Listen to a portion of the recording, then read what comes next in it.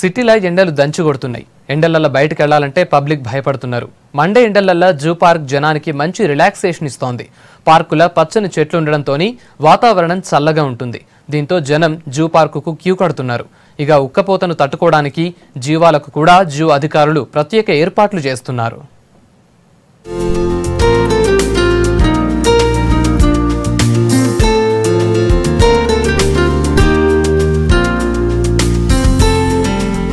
ఎండాకాలం సెలవులల్లా zoo park జనం బాగొస్తున్నారు. పచ్చని చెట్ల నడుమ వాతావరణం చల్లగుంటదని పిల్లల్ని తీసుకుని వస్తున్నారు. అంతేకాదు రకరకాల జంతువుల్ని చూసి ఖుషి అవుతున్నారు. జూ పార్క్ చాలా బాగుంది, చాలా నచ్చింది.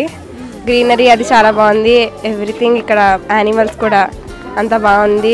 ప్లేస్ కూడా చాలా నీట్ గా మెయింటైన్ చేస్తున్నారు. జూ పార్క్ చూడడానికి ఇప్పుడు వచ్చాం. అన్ని బాగానే ఉన్నాయి. ఇది ఎక్కువ నచ్చింది ఎందుకంటే మిగిలినవన్నీ ఒకే దగ్గర కూర్చుని ఉన్నాయి జంతువులు. ఇదైతే తిరుగుతున్నది.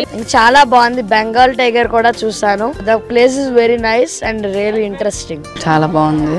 నేచర్ బాగానే ఉంది. కాస్త చల్లగానే ఉంది కానీ యానిమల్స్కి అంత చల్లగా లేకపోవడం వల్ల అవన్నీ ఒక దగ్గర కూర్చొని ఉండడం అంత కనిపించలేదు.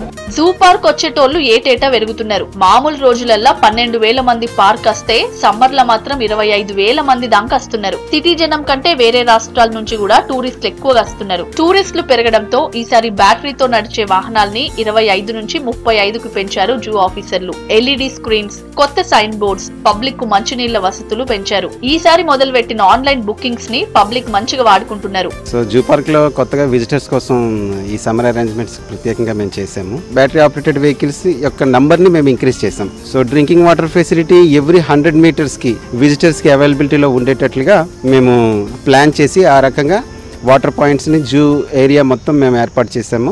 At the same time sufficient toilets and sufficient food facilities through restaurants zoo shops లో ఉండేటట్లుగా మేము చర్యలు తీసుకుంటున్నాం. ఎండవేడిని తట్టుకునేందుకు జంతువుల కోసం ఏర్పాట్లు చేశారు అధికారులు. ఎన్క్లోజర్లల్లా తట్టు సంచులు, తుంగవెట్టి కూలర్లు, ఏసీలు ఏర్పాటు చేశారు. ఇక చుట్టూ కూడా చల్లగుండేందుకు వాటర్ స్ప్రింక్లర్స్ పెట్టారు. జంతువులకు గ్లూకోజ్ వాటర్, కొబ్బరి నీళ్లు ఇస్తున్నామన్నారు డాక్టర్లు. సమ్మర్ లో మనకు టెంపరేచర్ బాగుంటుంది. ఈ మధ్యలో టెంపరేచర్ గణనీయంగా పెరిగిపోయింది. ఎవ్రీ ఇయర్ మేము సమ్మర్ లో ఎలాంటి జాగ్రత్త చర్యలు తీసుకోవాలో సమ్మర్ స్ట్రోక్ రాకుండా అలాంటి జాగ్రత్త చర్యలు తీసుకుంటాము. ముఖ్యంగా ఆల్ ఎన్క్లోజర్స్ లో స్ప్రింక్లర్స్ అరేంజ్ చేశాము. ఆ తర్వాత మన కూలర్స్ అన్ని night house all animals particular tiger, lion, Panthers, bears and including monkeys లో కూడా కూలర్స్ అరేంజ్ చేశాము. తర్వాత బర్డ్స్, రెప్టైల్స్ కు ఫాగర్స్ అరేంజ్ చేశాము. ఆ తర్వాత ప్రతి ఎంక్లోజర్ పైన నైట్ హౌస్ పైన తుంగ దాదాపు 6 ఇంచుల తుంగ వేసి దాన్ని డైలీ 2 to 3 times వాటరింగ్ చేస్తున్నాము.